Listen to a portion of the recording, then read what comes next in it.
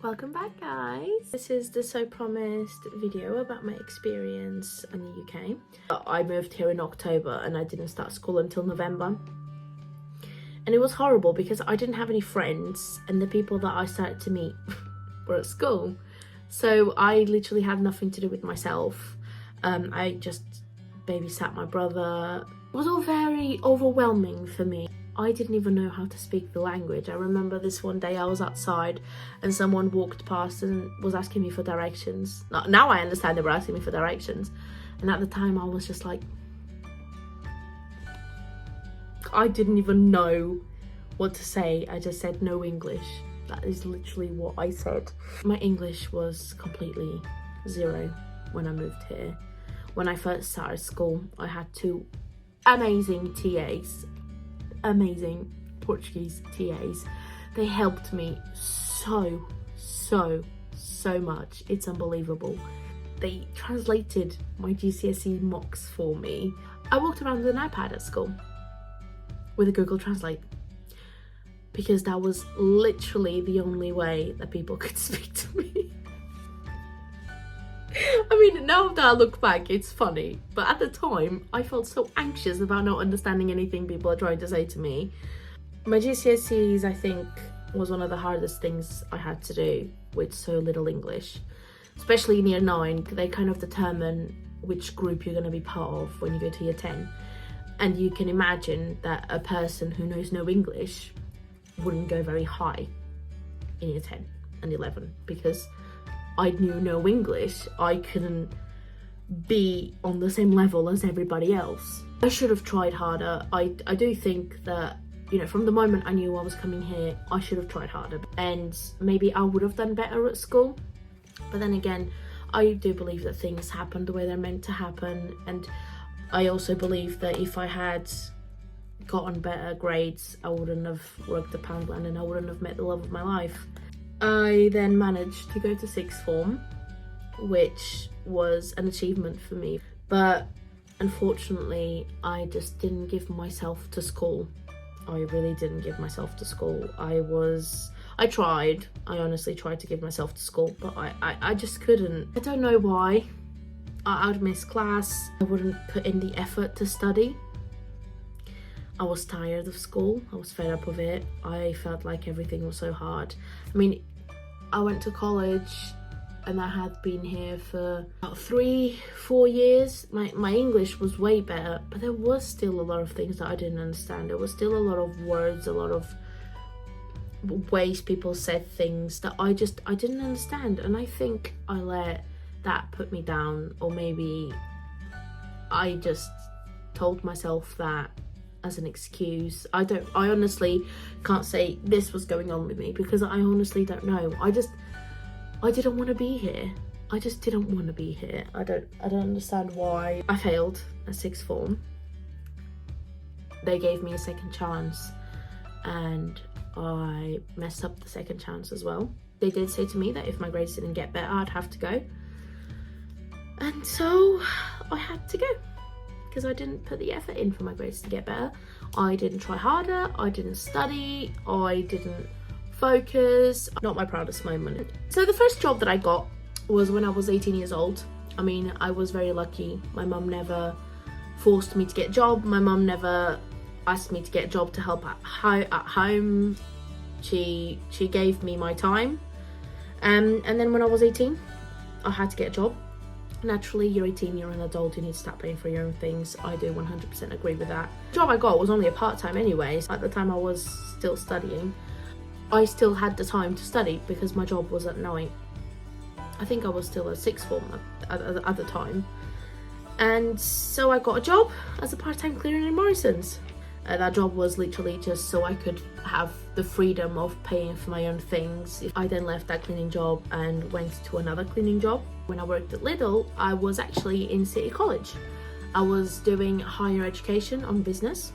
I ended up quitting college.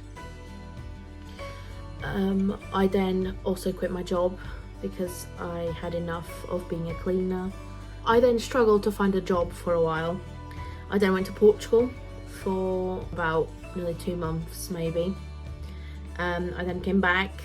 One of my friends at the time said that Poundland was hiring, so I put an application through, had an interview, and I literally at the time said to the manager, I straight up said to him, look, I know I have no experience in retail, but if no one actually gives it to me, I'm never gonna have that experience. This was already 2020, so 6 years in England. He said he'd call me until 6, I think it was, and I think it was nearly 6 o'clock, or it was after 6 o'clock, and I thought, oh my god, you know, I really thought I got the job, because he gave me the vibe like I had the job.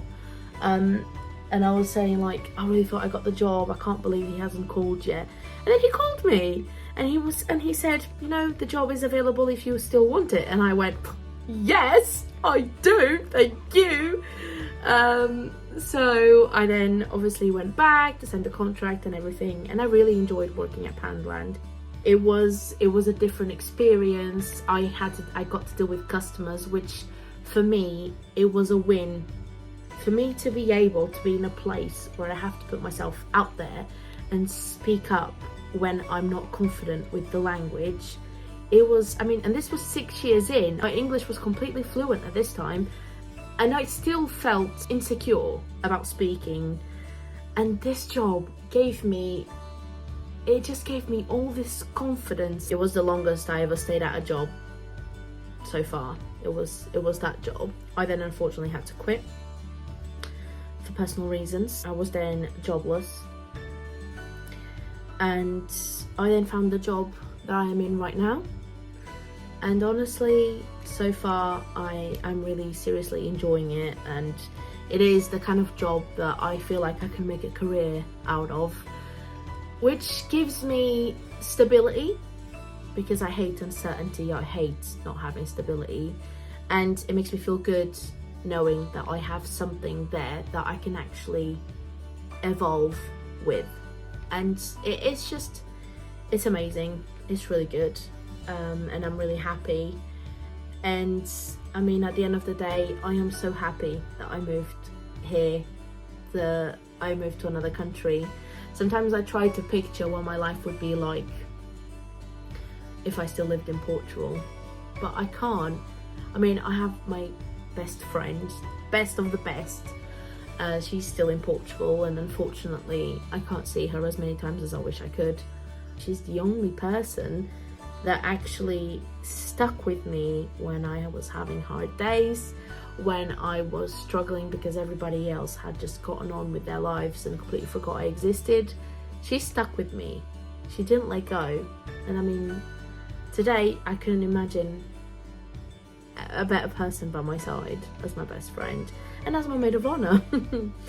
So I'm really excited as to what the future has to bring, and I don't think I would have done it differently.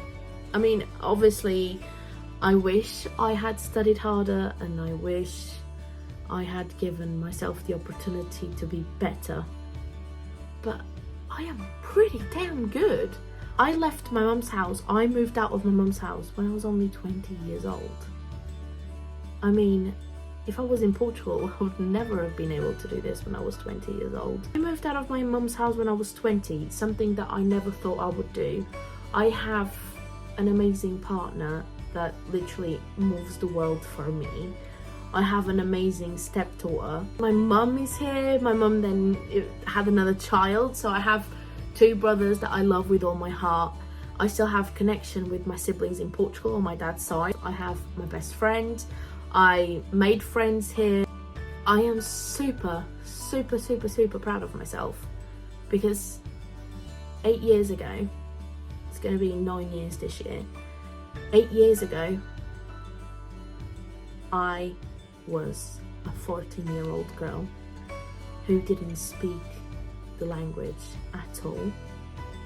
I had nothing, and I managed, and my mum, I mean, with my mum's help 100%, my family's help 100%, we managed to be where we are today. I'm literally 1 week away today from making the trip of my dreams that I would never ever in a million years that I would never be able to afford if I still lived in Portugal.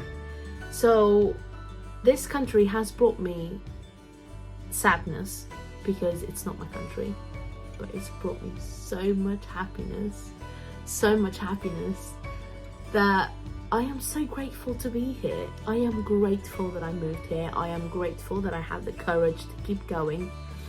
Even if I didn't keep going at school, I didn't just give up. I kept going somewhere else. And I pushed myself to be better. I pushed myself to be where I am today. And God, I am proud. I feel like I belong here. And I feel like I will keep proving to myself that I do belong here and that I will keep trying. You know, when I go to Portugal, I feel like I'm home, but when I'm here, I'm home. Thank you for watching. I hope you enjoyed this video. If so, give it a thumbs up, and I'll see you next time. See you later.